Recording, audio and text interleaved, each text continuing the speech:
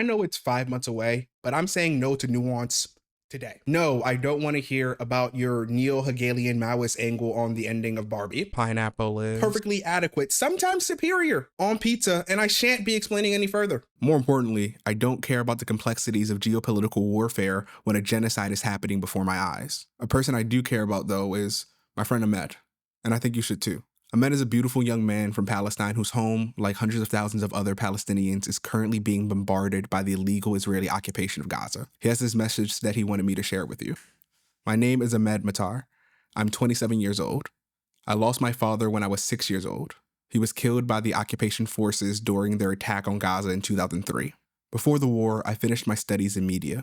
I was passionate about photography and art. I dreamed of building a career, but the war destroyed those dreams. Now, all that matters to me is keeping my family safe. In the first days of the war, I lost 21 relatives, and my family has been displaced 6 times. Our situation is very hard. Food is rare, and the little we find is expensive and low quality. We are forced to survive on whatever we can find. Diseases are spreading fast because we don't have clean water or hygiene supplies, and we are always at risk of getting sick. We are trying to raise awareness about the extreme hardships we face in Gaza, lack of food, the spread of disease, and fear. Here in northern Gaza, violence is getting worse. Bombings and killings happen all around us. The army is giving evacuation orders in nearby areas, and we fear that we will be forced to leave again, even though there's no safe place left. In the end, we kindly ask you to please consider helping our family by donating. May God reward you. I strive to use my platform to stand for causes I really care about, that really mean something to me, and this couldn't fit the label any more perfectly. Please, if you have the funds, consider supporting Ahmed's family on GoFundMe at the link below and in the description. Free Palestine, and thank you. In his 2017 article, Fuck Nuance, Kieran Healy contends that nuance is detrimental to good sociological theory, rather than a virtue as we kind of treat it like. He argues that demands for excessive detail and complexity, what he terms as actually existing nuance, hides or distracts us away from the essential process of abstraction and imagination that underpins good social discourse. He defines the ways that especially academics fall into these biases or these blind spots, nuance traps, things like an over-reliance on details, overcomplicated frameworks, or highly elaborated but only loosely connected jargon. It's using $10 words to express a $2 idea. Ultimately, Healy isn't asking for death to all nuance in every situation, but he is asking for an intentional pivot to theories that prioritize clarity, constraint, and intellectual engagement over just complexities for complexity's sake. Elliot Sang is a writer, YouTuber, and friend of the channel. He recently did a video analyzing Healy's paper and how it impacts discourse in the social media age. Saw it, I texted him expeditiously and said, we gotta talk more about this. So on this episode of the Empathy Hour with Elliot Sang, I picked his brains about his least nuanced takes, why he's joining the war on nuance, and how we on the left may need to start embracing clarity more instead of complexity if we want to actually create change. That's Tayo. This is the Empathy Hour, and please, you gotta let me know how you're feeling in the comments. All right, hope you guys enjoy it. Let's get to the show. Give it up for the illustrious, the indomitable Elliot Sang. Hello. Wow, perfect with the audio too. Oh, really? Yo, Ludwig who? We really about this life. This is us. This is what we do. This is what you do, really. I have no idea how to work these things. I mean, you know, you out there being a good man with a podcast too. I saw you with Witch and Monk. Yeah, your little channel. Y'all channel is cute. I like it. Thank you. Yeah, we're excited. We might record today. It's not been easy to keep consistent doing anything, especially because there have been life disruptions and all that. But yeah, having a podcast is fun. I literally just saw this video. Do you follow? I think her name is like Daisha Sade. Yeah. She literally an hour ago or 2 hours ago now just put out a video called it was basically a video about whether or not maybe more men should do podcasts. Ooh. And like I honestly want to make a response video to it now, because I didn't expect myself to feel so emotional the more I thought about it, because there's like one part of me that's like, everything she said was true, and the other part was, I was like, bro, but I said that in 2022, and then y'all made TikToks about it, and I know that means I'm not the healthy type of man that needs to be making those podcasts yet, you know, because I'm still a little bit vindictive, but I'm also like, I think that really might be the new wave. So first of all, I want to, since it is the empathy hour, I have to know, Elliot, how are you feeling? How are you feeling today? You know, I took a hydroxyzine last night, and those things really calm you. And then I slept like a baby, and so today I'm feeling like a little bit sleepy, a little groggy, but I feel good. I feel as though the weather has gotten a bit better than it was. The heat waves have been gnarly, to quote Cat's Eye. Oh my god. And you're in Michigan? Yeah, I'm currently in Michigan. Okay, because like that's supposed to be like, y'all get cold, right? Like you're nowhere near the Mason Dixon line, even though Michigan is East Coast. Right. I guess it's like the Mid East. What do you guys call yourself? Yeah, we would go with Midwest, Okay. Mid East. You could say Mid East. And we're in the southern part of Michigan, so it's warmer down here. But yeah, it's not supposed to be this hot. I mean, I was in your crib. I was in I was close to, because I was in DC for like a day or two, making the trip back, and it was like prime heat wave in DC. Yes, like that. The DC heat is always bad, because it's a concrete city, or it's a concrete jungle, so like there's nothing absorbing it. No. But like I'm literally not even 3 minutes away from DC. And this might be I don't have a watch on my wrist. This this is the second day we finally had under 90-degree weather. Like the entire last week we had 97. And what's crazy is, because I just came from Nigeria last month. And it's funny to me now, because I'm like, there are heat. Unfortunately, there is nuance to heat. Yeah. Because like when I was down there, it was also 99, 95, like steady, but there wasn't the humidity that happens. And also there was plenty of trees, and like, to be honest, I bet like natural things that was soaking up the sunlight. But it's like, you hate walking outside and it feels heavy to walk outside. That don't seem normal. Yeah, that's exactly it. I'm thankfully in an area where there are a lot of trees, so the heat does kind of, it does help with that. But there is humidity in Michigan because we're so close to the Great Lakes, because we're in Lake Michigan and everything. So at the same time, the humidity was crazy on the East Coast. Like, I was in New York for a bit. Humidity was crazy there. Rain was just wild. It was raining every day. So, wacky weather year, to say the least. And with all of that, you just kind of get in this little lull mentally, where you're just kind of like, that's true. Just gonna soak up some AC. I'm just gonna hit the bed, Your body literally trying to recover. Yeah. Okay. The second question I have for you, Elliot, and this is a class participation question. So, class, I want you to also answer this. Give me your least nuanced take. My least nuanced take. Yeah. Okay. This is gonna take a second. Please take your time. Because I have a lot of ones that are like not nuanced. I'm trying to think of like three off the top of my head. Like I have one. Like, I want you to go first. I have one, and now as I think of more, I'm like, actually, because I don't be on Twitter anymore. Now that I'm not on Twitter anymore, I feel like I've lost the muscle to do that thing where you hot take thing.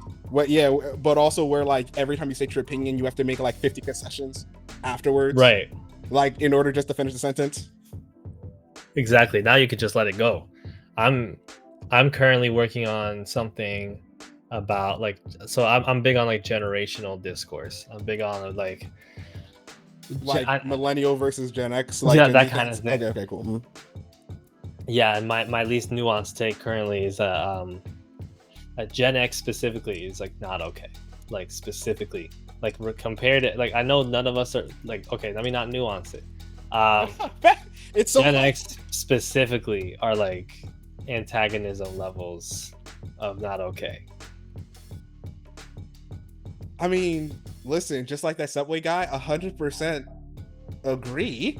Like, honestly, only because as a millennial, because I know both millennials and like I know millennials aren't good, and I can see that Gen Z people aren't good. I'm like,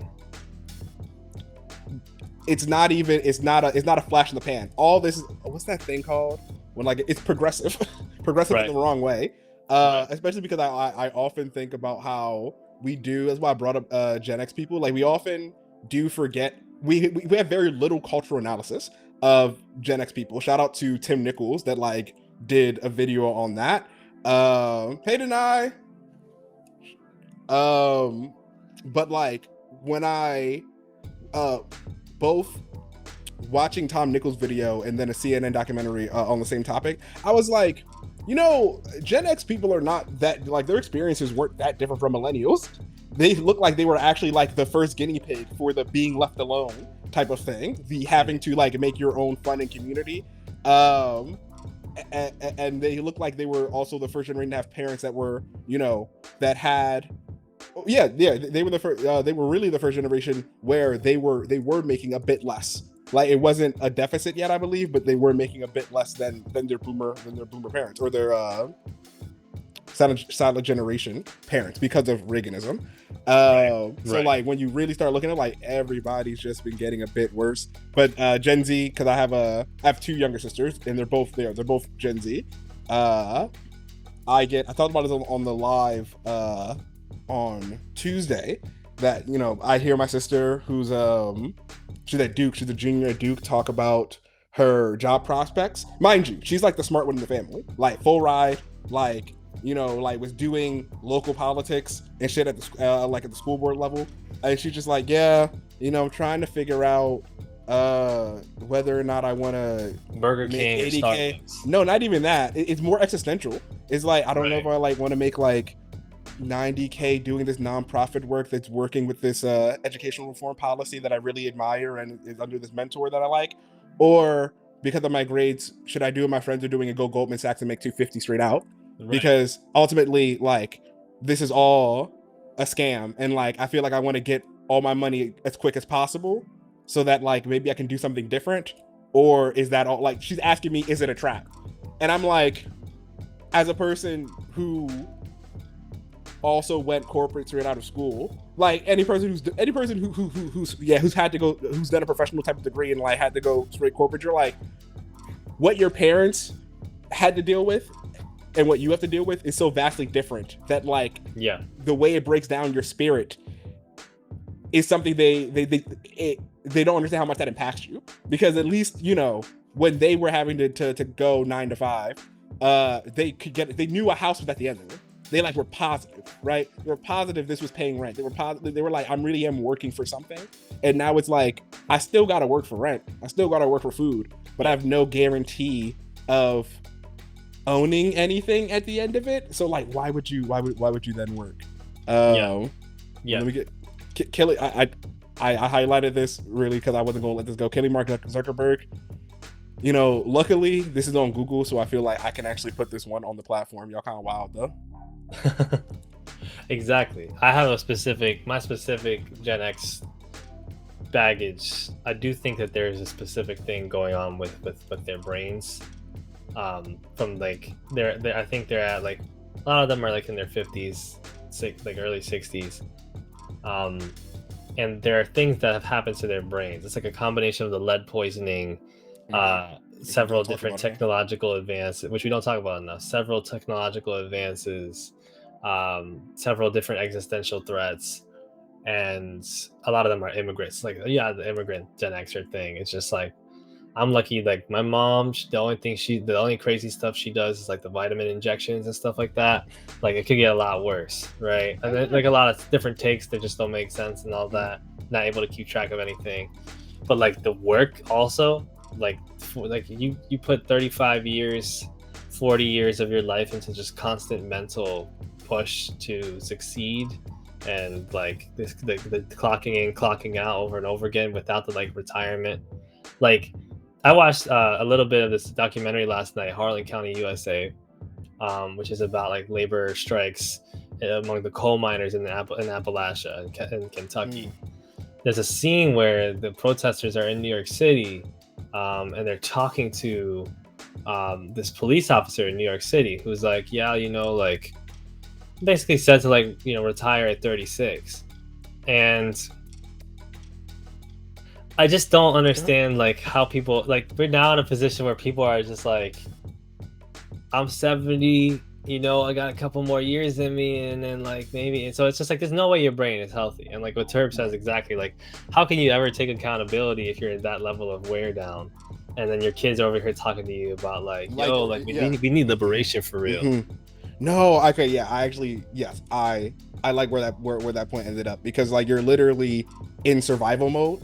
Like I think I just saw the reel the other day that was like, a mood that you linger on too much becomes like a temperament that you get stuck in too long becomes a personality, and then a personality trait becomes like your persona or whatever.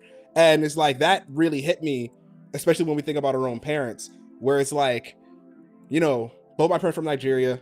My father really very much embodies an American dream type-esque journey, right? Came here, really got super sized, or whatever. Y'all don't need to know about the lingo, but like got super saved. There we go. By Reagan giving amnesty, and then like worked himself up from not knowing English to working in state government. In order to do that, in order to break down all the, like, none of that was easy. No. But like so he literally has survivor's bias, where he's like, I don't understand why people just don't work harder. Because I did this, like, clearly the amount that I had to, the amount that he doesn't realize that he might have had to cut off his soul. My dad is speaking of like 70 and getting more years, my dad is retiring this year in October. He's gonna be 68. Wow. He'll be 68, and like he chose more years. Like, truly, my dad's an accountant, by the way. Truly, because he like, I don't know, he didn't know what else he was gonna do. He was like, I mean, we have enough money, but like, I'm trying to plan my next move. He started buying all these books. I saw 48 Laws of Power. I was like, oh brother, I had to. My mom got that one. I had to step in, but I was worried, and I'd be worried about him, because I'm like, yo, do you not have hobbies? Because sometimes do you ever think about the way that you are? Well, I guess I don't know how close you are with your parents, but like you think about like your personality and like what you do by yourself and how that might be inherited from your parents. You ever think about that? Yes, absolutely. I've been dealing with those demons lately, because like, my brain is just not capable. It's like my body's not built for the situations that my dad developed that like rampant anxiety over. It's a new world. We were given faulty OSs, but I think about how, I think about how, like, okay, I'm a person who likes to collect hobbies, and I'm also a person who like likes to like think deeply about things. I attribute both of those things really directly to my father, and so, but he's always been working. So I'm always like, but who's working? I see a book in his hand. He's working, but he'll always watch the news. He always got something to say about the news. And now as I come back to him, I'm like, okay, cool, Dad, you're about to go retire. Like what's next? He's like, yeah, man, I think I'm gonna relax, start selling real estate. Oh, bro. Gonna start another business in Nigeria. I'm like, that's not like, do you golf? Do you play tennis? And he's like, I don't like sports. I was like, do you like movies? He was like, I like war movies. Yeah, of course they do. They always love war movies. They always Gen X men specifically are in a terrible spot. Terrible spot. Well, I mean, like, it's nuanced. Okay, I didn't realize it's nuanced. Okay, hold on. Oh yeah, I did want to give. Let me see. Anybody else? Y'all stop giving y'all least nuanced takes. I still wanted to hear more, but I know, like, on a serious note. My first one was the serious one, where I was like, my least nuanced take is that we can print money, but that comes from like I come from an MMT background, like I like modern monetary theory, and that's all I can say, because then it would just get nuanced. But like, in a sense, once I realized like us as America, like someone, not me, but someone could print money, you start hearing any other economics debate, not like as nonsensical, but just totally different. And I hate that I'm not allowed to say, which is why I asked the question. Don't I hate that I'm not really allowed to like speak my truth. Yeah. When I gotta be like, look, guys, the government is complaining about a deficit, like we don't got McDonald's money, but like we actually quite literally have McDonald's money. Yeah. So yeah. We're not on the gold. We're not even on the gold standard anymore. But even gold itself has That's been how much clout we had. That's like, how long we've been able to print our own money. That literally like, one white guy was like, "Hey guys, I was looking at this gold shit." I'm talking this way because I also just finished watching an episode of The Sopranos, and I'm like, okay. what I have to imagine was Richard Nixon on some like Tony Soprano shit, being like, "Listen, I'm looking at the terms of this agreement, and I simply cannot abide. You know, family is really the true currency. Like, what is money? But people." And they said, "What the fuck are you talking about, Nick?" And they said, "Okay, anyway, we have nukes, so yeah, we'll now you guys would trust me." Yeah, exactly. Okay, but why are we talking so much about Nuance? It's because about a week and a half ago, you did a video called "Nuance is Bad Sometimes." And my question to you, first and foremost, truly is okay. I'm sharing my screen. I'm gearing up. What made you dive into this topic? Also, why do you hate Nuance? Did he steal your girlfriend? So Nuance has never taken a girlfriend from me, because I don't really like get girlfriends stolen from me. It's not a thing that's happened. No. But Nuance, I think Nuance has robbed a lot of like energy and essence from me. And the thing that's on screen right now in terms of that part of the video is the title of an article that I also talk about in the video, that I censored the video on, by Kieran Healy, correct? Yes, the sociologist Kieran Healy. And it's an essay that an article that I came across some time ago, and I was like, this is really interesting because there's a great deal of discursive like sidewinding that happens. There's a great deal of like just dismissive tactics that people use in discourse to never have to like move from their positions, and to never have to like think of themselves as people that have to switch how they behave or their worldviews at all, because they can always turn to some sort of conception of nuance and say like, well, there's also this. So like a classic example is like, protests and things like that, and people nuancing like, blockages of roads that are a classic part of demonstrations and marches, not marches, but of like direct action demonstrations, and people being like, but what about if somebody's trying to go to work and they really need to go to work, and then you're blocking them off? Like, isn't that like terrible? Like, don't you actually hate those people more than we do? And these are the kinds of little nuance traps, which is what Kieran Healy talks about in his article, and which I center my video on, that which we'll definitely get into. Exactly. They bog us down, essentially. I think, I don't know. You definitely point towards the video. I don't know if you say it directly, but there's this paradox of nuance, in which nuance, like we have a connotation in our head of nuance increasing clarity, even though way more often than not it like obfuscates, right? It's almost like actually turning up the clarity like in Photoshop or like in Canva, whereas like if you push it too much, if you try to get every exception, try to get every detail in there, now you don't get a clear picture at all. You just get you get the binary code, just a bunch of ones and zeros, and it's like, oh, my human brain can't make anything of this. Which for some bad actors is the point, right? Because you get like the win for them is being like, okay, I'm tired of talking about it then. Like you've exhausted my actual mental capacity, so now I just have to usually let the status quo be the status quo. Yeah, exactly. Nuance is often obfuscating. Obfuscatory is the word that I use, which is a real chewy word. because when that's the word that Healy uses, because yeah, exactly what your point is.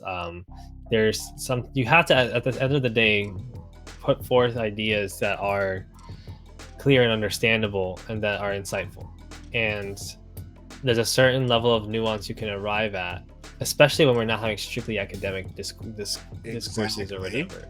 Because this is That, all a very like logo-centric, like academia type or like paradigm that we're following, I guess I would say. Right? Like even this idea that like your ability to orate the most complexly and um uh, the most thoroughly as being some sort of like principle of virtue, like that really only ever mattered in academia, and that was a subjective choice in and of itself, like yeah. any other place, right? As a person who went to business school, but got a writing minor, like I had one half where it was like, oh, write 10 pages and make sure you, for a good reason, like use your research, or like show the breadth and depth of your research. And then when I went to actual work, they were like, if your email is more than 300 words, you better just call me, bro. Matter of fact, listen, if your email is more than 100 words, shorten it down to 50 and send it to me on Microsoft Teams. Like, Yeah. you need to communicate quickly and in a way that really incites interest.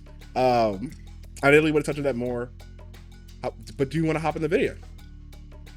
Yeah, actually, why don't we hop in the video? Because I do say a lot in it. I can't hear the video. Oh wait, you can't hear the video? Oh. No.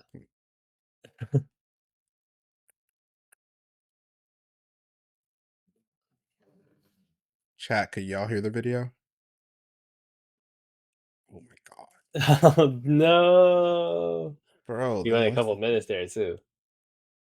I mean, we could just skip the video if anything because we are we are already already dipping into it. into it. Yeah, but there's some stuff there that's important that that was good to see at least. I read the subtitles, so that Yeah. was that said. Yeah. Okay. Uh, what I feel like, yeah, the points I'm trying to get at when it comes to nuance, and like there's a certain way that we look at nuance as like almost like essential, and like necessarily good, like like good as such, that I A good think in and of holds itself. Yeah. exactly that holds us back from like understanding what the real use of knowledge and education are, which is not just like endless detail upon endless detail, but is insight, right? Like as Healy says, it's not about instead of just acknowledging complexity, it's about cutting through it. And so a lot of what I try to do when it comes to my work that I think doesn't even necessarily come across all the time, but I try to make it come across is that like I'm trying to make different points from the ones that other people are making. And I'm trying to make the points that I think are the most clear. Like if everybody's saying, like Trump is a fascist, and I can kind of agree with that. I can agree with that and say like I want to contribute to the discourse. I want to say a point about it that I think is clarifying. Right. I don't want to just be like, hey, it's nuanced actually, because fascism is da da da. But I want to say, even offered an example of the nuance, right? right, That offers a yeah, a thought that we can actually parse out so we can get towards an actual deeper or at least common understanding.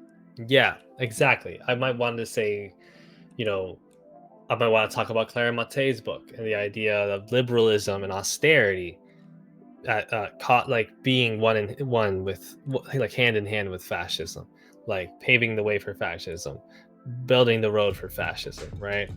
Um, and so that's something that you can say that's equally like levels of nuance. That's different from just saying also like um, it's different from just saying also like conservatism or right wingers are necessarily fascist, um, and saying something that's a little bit different but is actually I think a little bit clearer without being like actually it's very complicated. I'd also not to not to both sides of it, but maybe like to sprinkle maybe dialectical materialism in there, to say that just in the way in which we all strive for like for the clearest meaning, right? We're always trying to get to pure communication or pure thoughts. There's also a lot of use in the fact that, first of all, like, we can't do that, right? So like how our linguistic system ends up working is that as we all try to get to our rarefied pure thoughts, we all create like a catalog of different ways of saying the same thing. Yeah. Right. And like that's the important, that's the useful part of communication, but of discourse. Sorry, is really what I'm trying to say, right? The reason why I might watch 5 different videos on public transportation being inadequate is like not because I didn't understand it the first time, but like there's a bunch of different ways. Like it is pretty new, because it is pretty nuanced why public transportation sucks in the West. Like there's a bunch of different ways to articulate that actually make it easier for me to talk to different people, to get them all to the same common understanding that we all can agree this thing sucks and changes. But in like the mainstream world, the easiest or the quickest or the common thing to do is just say it sucks because complicated reasons. And you know, we kind of just got to leave it there, because our sponsors would get really mad if we started being any more specific than that. But then people sort of take that as like, I think where we're both really going is that when somebody takes the actual brave charge to be like, okay, but like I'm gonna take an actual stand here and be like, this is why, this is a clear reason why I feel this way on this specific subject. Now they're like, okay, well, you lose debate because you didn't take in all the exceptions. You didn't follow the rules, my guy. Wow. 2 shots. Right. And I think people are also very hypocritical about that, because everybody is shortening their thoughts. Everybody is making assumptions. You know, we like to all believe that we're operating with all of the facts, but there's no way to just factor in all of the facts, because we can't possibly have all of the facts. What we do is use the facts that we're able to find, and we try to create and synthesize thoughts that are actually useful based off of the facts that we know and based off of the experience that we have, etc., and try to do something that's going to generate something positive, or generate something that aligns with our worldview, right? Because, you know, thoughts, we express our thoughts for reasons, right? Mm-hmm. We don't just have opinions to be correct. Well, we would think so, right? That's what we're supposed to be doing. And then the bots, but like we're not going to go down that. We're not going to. Then the bots. A lot of us do operate like bots, though, right? Because we are trying to constantly think of ourselves as like living in the objective and living in the ultimately verifiable. And at the end of the day, like, sorry, I'm about to get to this. But yeah, let's put a pin in that. We sometimes forget our personhood and our humanity and our actual reason for speaking and expressing things, because we're so caught up in conceiving of ourselves as correct and just trying to get our correctness across to other people. You know what I mean? So instead of me teaching you some political education because I want you to have a positive impact from that, and you know, or answer, you know, join an organization or like change the way you behave in a certain way for the better, I'm teaching you political education, and I'm doing so to impress upon you that I am correct and you're wrong, and then you need to be correct now. You know, I feel like a lot of that might. Yeah, I have 2 bifurcated reasons for why I think that might proliferate, because like one's cultural and then one's economic. Like I do think that because through so many fuck ups on our end, being an influencer is like not even an aspirational career. It's kind of just like an accepted mode of commodification, right? It's like a thing that people understand that you could always do. Like there becomes this need to acquire influence through being correct, right? Yeah. And like so you get this wave of people who are like, I mean that is what debate bros are, right? They they eat off of the idea of like, okay, if I can prove them right, I build up a sort of ethos, I guess, or like reputation for that's a fallacy of some sort, but I'm not smart enough to remember it. But it's like, hey, if I'm right about this, I'm gonna write about other stuff. Hey, Yeah. Neil deGrasse Tyson has entered the chat. Yeah, I think it's like appeal to authority. Right, thank you. But then on this other side, I'm wondering. So the question that I have for you is like, do you also feel maybe on the more normal side of things in the way that we do this in our everyday lives?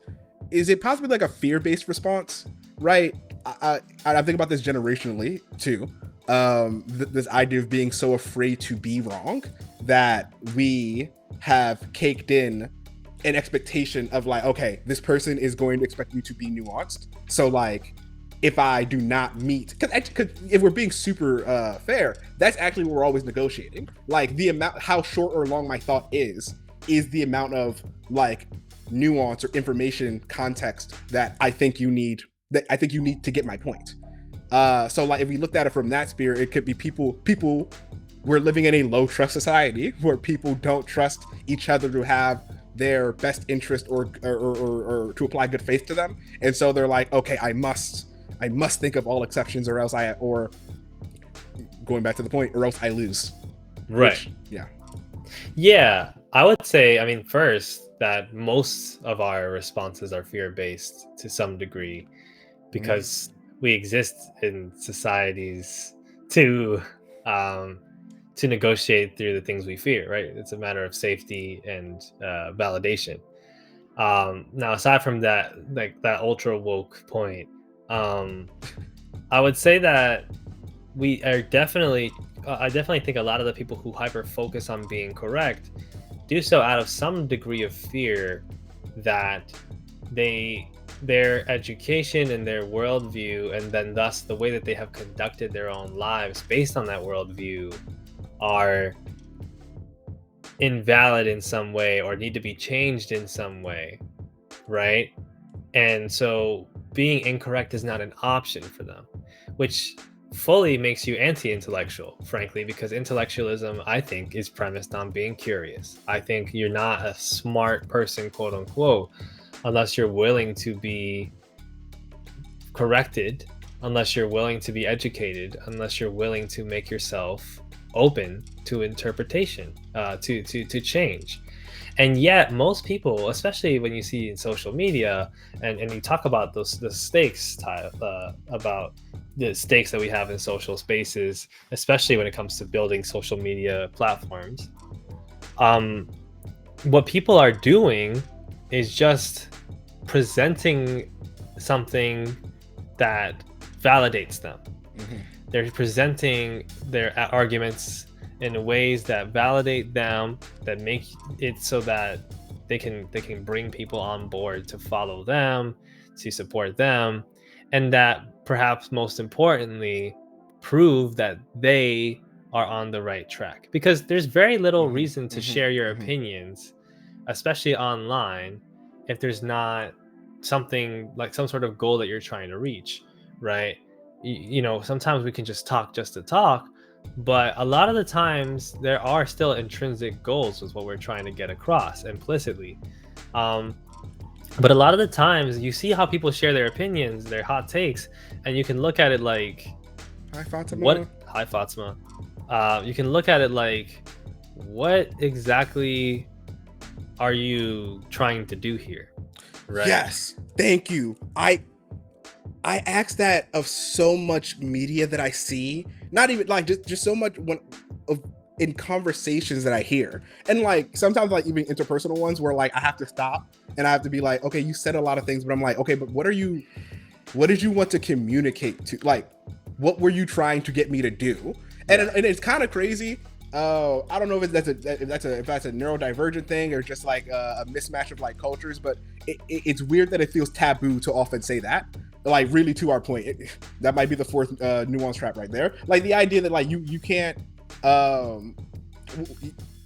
Sometimes we are so enamored with our own rhetoric that you're, like you said, you're talking really just to self-validate, but also on the other side, you might get rewarded for it because I'll be honest. Sometimes I'll hear somebody say something and like they just said it very nicely, and I'm like, man, I love the way that thought came together.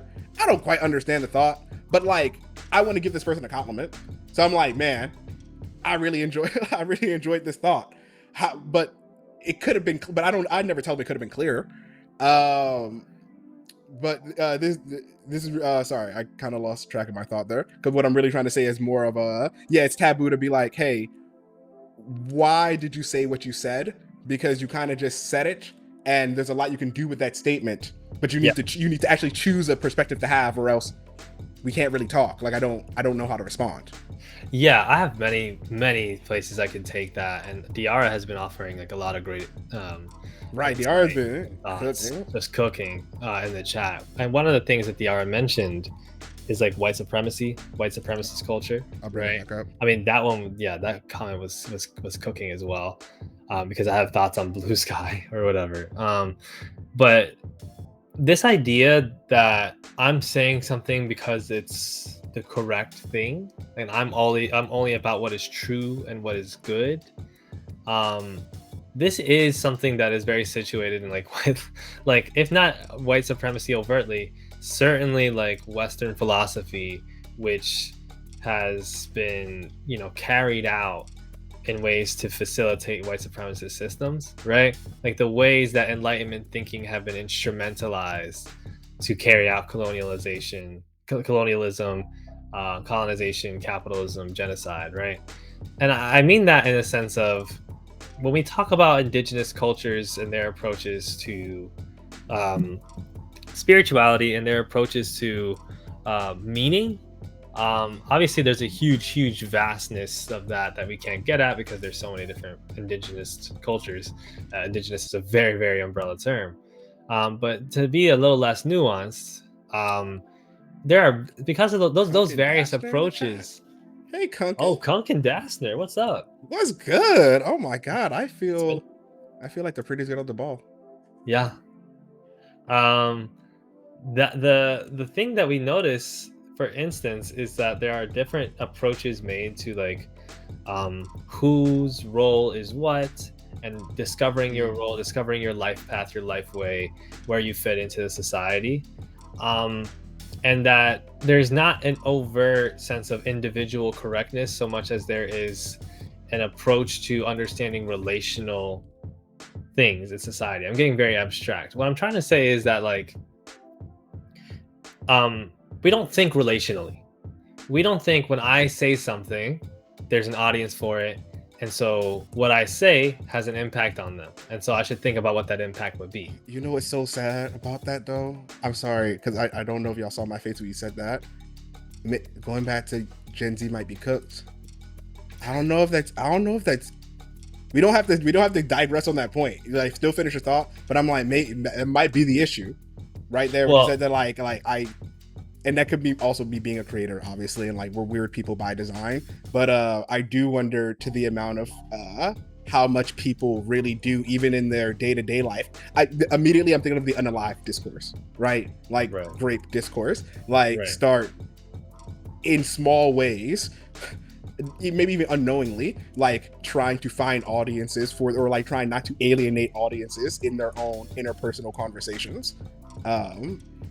In a way that's more like than just like being friendly or something. I feel like, yeah, Gen Z. Well, I wouldn't say Gen Z is cooked, because I do think there's a lot of things that Gen Z tackles that they have a unique sort of relationship with, and changes that are happening. I do think Gen Z, one of the foremost things Gen Z faces is, how to deal with audience and communication in this age, right? You have been brought up in a social media age. Your idea of how to communicate and of what an audience does is tempered by corporate algorithms. It's tempered by what flies on Twitter, what gets you likes on TikTok and on YouTube, right? And there has still not yet quite been that sort of revolution of relational thinking. There's still this desperate attempt to wrest individualism from collectivism and see these things as like either ors, and see these things as and more so attempting to constantly be individually correct, and there's not much glamour or attention brought towards like, how am I fitting with the environment I'm around? How am I fitting in? How am I contributing to some type of group or some type of team? Mhm. Um, I think that that's the result of neoliberalism. I think that that's the result of decades of media and art and education sort of imprinting that on us, imprinting the need to distinguish, to make ourselves reflect to others that we are distinguished, we are unique, we are in some way above them. And this permeates like leftist spaces and lib spaces too, because there's even though there's an attempt at trying to think of the world in a way to be more collectively liberating, to try to bring collective liberation in different ways, we're still stuck in that worldview though of, for instance, the world is bad because everybody's stupid. Everybody else, there's just too many dumb people. There's too many dumb people, and I'm a smart person, Right. and we're stuck in that thought loop instead I of read thinking, Hegel how do I and communicate understood with it. them? Yeah, Mhm. Um, yeah, hold on, I want to get to some of these comments, yeah, sure. but dang, you said so much good shit. Oh, Okay, nah, I think I'm gonna. I've got about 15 minutes. Just I know, yeah. I literally was checking my time, and I was like, okay, I'm gonna pull this off. But I want to get this. Tyler knows. Like, we literally talked about this during, like, when we were setting this up. Like, man, we're two video essays. We're two yappers. This is no. And then I still Well, we said, do. you said, how much time do you need? I said, an hour's fine. What are we Yeah. talking about? Okay. So first thing I want to. Okay, let's put this up. Do we think Gen Z is treating their real life world relationships like an audience? Like, are they learning the wrong things from the internet? Okay, yeah. So I start this because I don't know if how many like nerd fighters are in the crowd that still watch John and Hank Green's Vlog Brothers, but Hank Green's video yesterday was responding to actually Tuesday's video that we watched on Tuesday on live called like "Am I Cigarettes?" And I put it on because Elliot, I will use you as the audience surrogate. John's video was basically about like, hey, like by making content, like content is addicting. I make content, am I cigarettes? Right. But at the end, he was like, I don't have an answer to that. Classic John. And like basically was like, hey, do you have an answer? And if I could get the screen share to be working, we would be watching that video right now, to be honest with you, because it's in such great dialogue with your video. But the long and the short of it from Hank's perspective was like, you're not, I think the title was like, you're not addicted to content, you're starving for information. Right. Because like content is not bad inherently. Nicotine is like inherently non-positive. Right. Like at least in the fact that like negative. you can't, right, you can't do, you don't need it. Right. It's only like cigarettes only exist to deliver nicotine. Vapes only exist to deliver, nicotine, and you only want nicotine for nicotine, not for other things, really. Right. Content on the other hand is like food, right? Like, I just had a Cool Wrap sandwich, like straight from Chick-fil-A. It hit. Now, like, I've had worse food, but that could have been better food, because for dinner yesterday I made lamb. Like, but it's both food. It's about the type of food that we get. And I think to Duncan's question, to say is the youth learning the wrong things from the internet just misses the point, because like the point is we don't know there's too many things to learn on the internet. The problem is the scale of things there are to know on the internet, and that in and of itself was not how our operating system was meant to be. We were not meant to have access to all the information, simply the desire to get more information. Because no one, like our bodies never thought like there'd be a way to have the entire library of Alexandria at your fingertips. Like you think of like very funny but like simple things of when like your older cousins or whatever might say, in the 80s or early 90s, if I needed to know a question, like I would just ask somebody and we might talk about it for an hour, and if we couldn't find it out, we might just not know. We might have a simplified view of the events, that just enough for us to have a conversation, which is all we wanted to do anyway. And like, I think we don't. It's weird to explain, right? But like, I don't know if we can even have those type of conversations anymore. But that's me being humorous, because at the same time, I'm talking here with Elliot, Fatima Turban, cooking her in the chat. Like, we are. This wouldn't be able to happen without the internet, without social media. Yeah. So like, there's it's often more the problem that we refuse to name the actual specific problems with our relationship with social media, which is with the way that we allow an incentivized model of addiction to be put upon us in order to get free access. And like, there's nothing that we can do about that due to the infrastructure of capitalism. Like, that's what makes us feel like cigarettes. The fact that they're making it, and I think Hank says that as well. Like, content is food, but Twitter specializes in making ramen. Instagram is trying to make the best fucking Starburst jelly beans. Actually, nah, the Arizona jelly beans. Have y'all ever had those? Literal fentanyl in the bitches.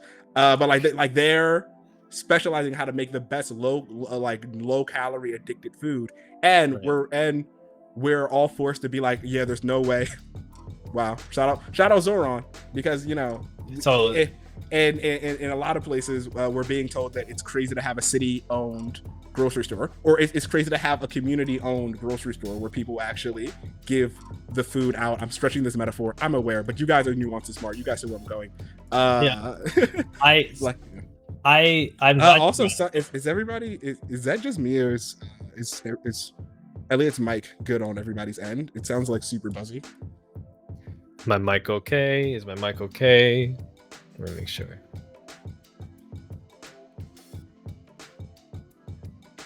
I'm trying to hear it on the regular stream.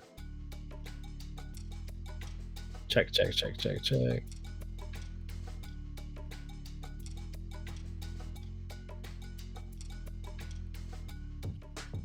I think my mic sounded okay when I heard it in the thing, but okay. Chat will let me know. Just keep going. Yeah. All right. I'm glad you brought up Zoran. I think that in this instance, I think when it comes to the idea of what the internet is teaching us, I think one of the things that gets lost is, again, like this idea of what goals are, what goals you have, and how you're going to accomplish them, and what goals like you want to be a part of helping to accomplish, and what your position is in accomplishing that goal. So like, what are you trying, like, if you're on, what team are you on and what position are you playing?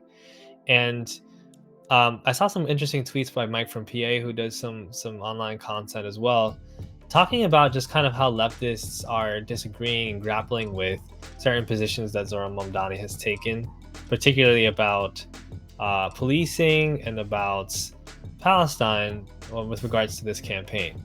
Now, I think a lot of people will do the kind of dismissive, like, when it comes to Zoran saying, he's not going to defund the police. He says he's going to sort of keep the police budget at where it is and work to sort of change the nature of what police do in the city by putting a budget towards public safety that's nonviolent.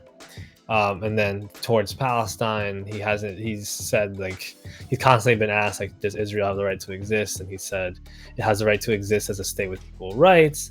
So he's made some sort of rhetorical kind of concessions to more left-leaning but centrist sort of viewpoints. And a lot of people are sort of hostile to that in a way that I think people lose sight of the fact that he is trying to accomplish a specific thing. I think basically that we're very used to just being like, well, I think a thing because it sounds good, it sounds correct, I'm just going to say it as it is. Anybody who doesn't get it, they're the ops. Anybody who agrees with me, like, cool. And maybe if your position is to shape discourse in a specific way, there's an onus on you to say things that are more radical. Like, you and I were video essayists. So we can put forth police abolitionism ideas in much more straightforward ways, and then try to just help people understand them in different ways, right? It's our job to not necessarily filter ourselves very much, or not necessarily to try to, speak to all these different audiences. We have specific audiences we're trying to speak to. We're going to say things like to try to push people in a certain direction. There's almost like because we speak so much of systems and like things being systemic, and like it almost unintentionally breeds like a total anti-system approach, when like there's also plenty of benefit in the self-awareness that like we exist within a cultural ecosystem, which has system in the name, and a cycle. Because I really like what you're saying about the idea that like ultimately I can't, and this is like a sort of a side thing, in which like there's always this little small sort of discourse about how can the left talk to, honestly, like they might as well call it the urban crowd, right? Like how do we talk to the people that watch Love Island? And it's like, that's not actually how it works, is it? Right? Like Right. Technically we talk to people who or we are eggheads who really like to delve into books, or really like to go down a Wikipedia rabbit hole, that talk to a population that's like 15% are like us, and then 85% are people that like hearing people that say things like that, so that they can summarize what we say, and then their friends probably watch more Love Island, or like consume podcasts or live streams. It's not our job to like overly moderate our language, because Yeah. our audience will take what it needs. It'll take the nuance that it needs for it to work where it wants to be applied. Yeah, and we're not, our job isn't, and I guess this is my last point, sort of, is like our Okay, job. then I got one more question for you before we go. Oh, perfect. Our job is not to be loved and approved unanimously. Some of us have different positions. Some of us are like in a position where you're trying to build a huge audience, a huge tent. I would love to build a bigger audience and a bigger tent, but I also have to take certain stance. I also have to sometimes be a little controversial.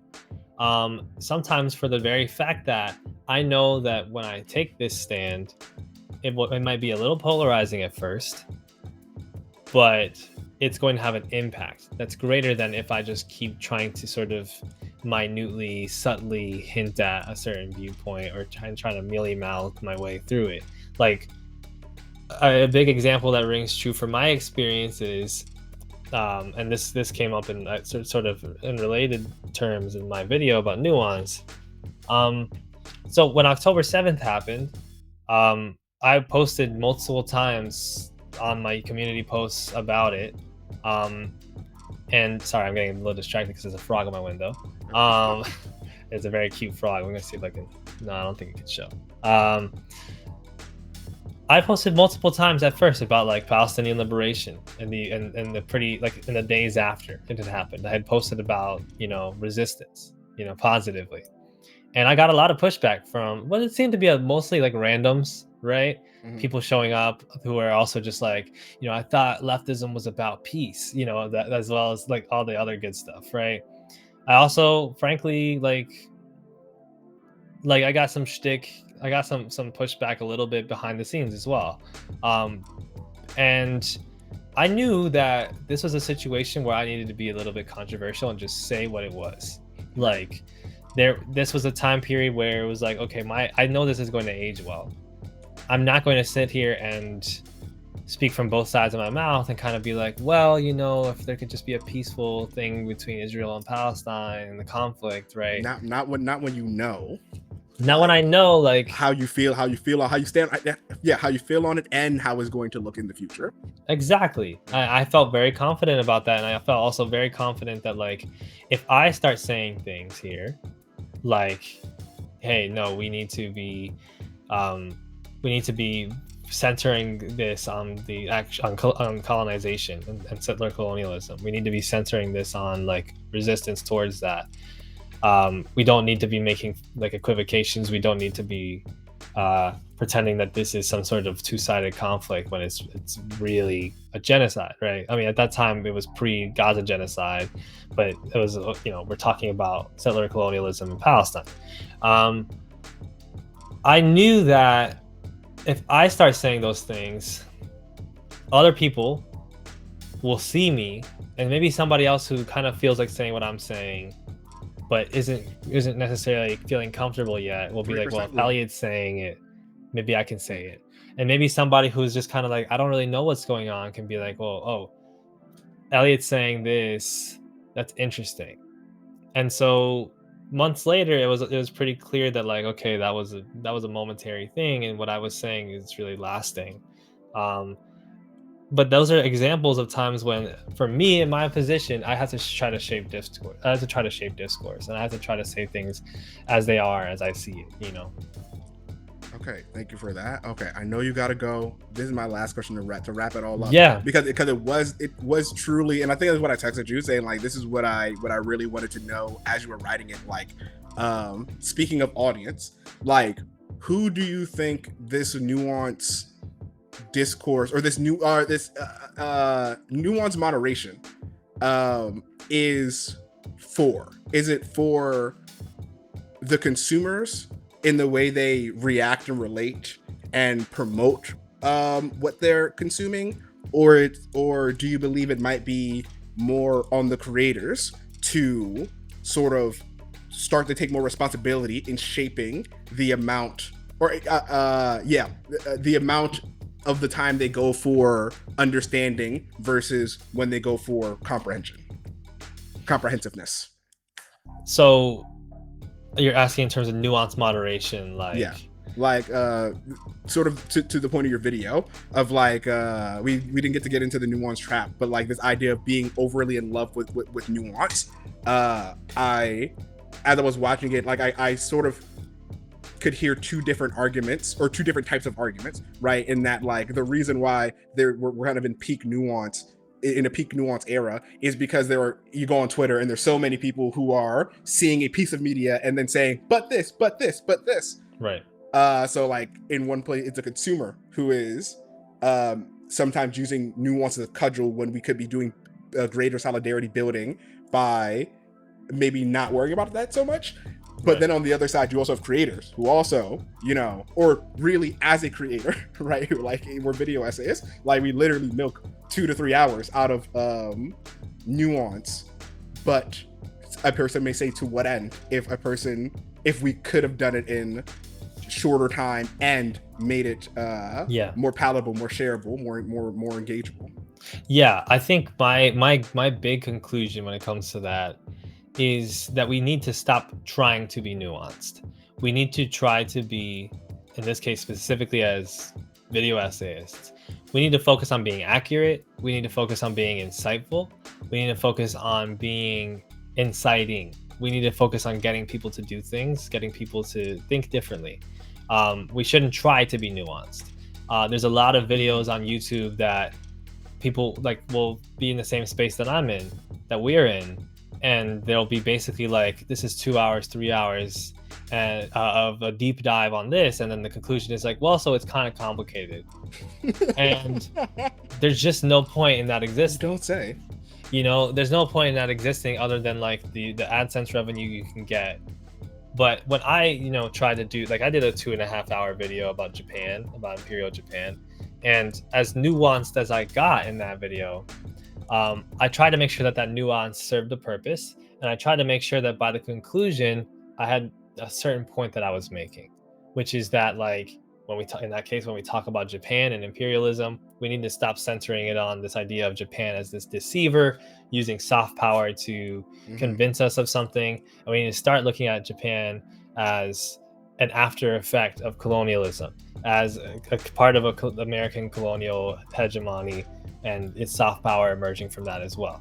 Right. We need to focus, when we talk about Japan on the world stage, we really need to be talking about the US. And that was my point. Now, there's a lot of nuance there because there's a lot of different, I just try to get into a lot of details about history. But I get your point. And, like, but I have a point. I have a feeling, and I agree with your point. And, like, that's the start of everything. Yeah. And then the nuance is there because it's like, this stuff is really interesting. Like, I'm not just putting stuff in there because I'm like, and this is more detail, this is more detail. It's there because it's like, you should know about this particular, who got executed and who didn't, at the war trials, at the war crime trials, right? So I'll get into a little bit of a storytelling about who it was and who it wasn't, right? So I'm not even looking at it strictly as like, okay, and here's the nuance. I'm looking at it strictly as like, You're this is good to know. This is good to know. you're literally following your curiosity. Yeah, following your curiosity is a great way to put it. That's facts. All right, Elliot, thank you so much. I've loved this conversation. Haters will say we reach dangerous levels of nuance at certain times, but like honestly, I think we were just speaking straight facts. Yeah, I think we were communicating with the chat. Actually, yes, by how amazingly engaged the chat was today. Like, thank you, chat. Give it up for yourselves. That's how I know we actually had the adequate amount of nuance, because these ideas are at least getting through to the people that watch us, and I hope you guys, especially Diara, because I think you said you were the 85% of people that just like to watch the smart people like us, and then we need you to give the spark notes to your friends. Don't let them use ChatGPT. Yeah, exactly. That's another stream. And this is again like the conversation being larger than just us. All right, we're gonna end it off here. Thank you, Tayo. Thank you. I'm gonna close you out and then talk to my fans. All right, bye. Everybody say bye to Elliot. Boom. Okay. I know how to do that one. I know how to take them off the screen. Dark eugenics. Wait, see, now why would you wait for Elliot to lead to start saying something super interesting?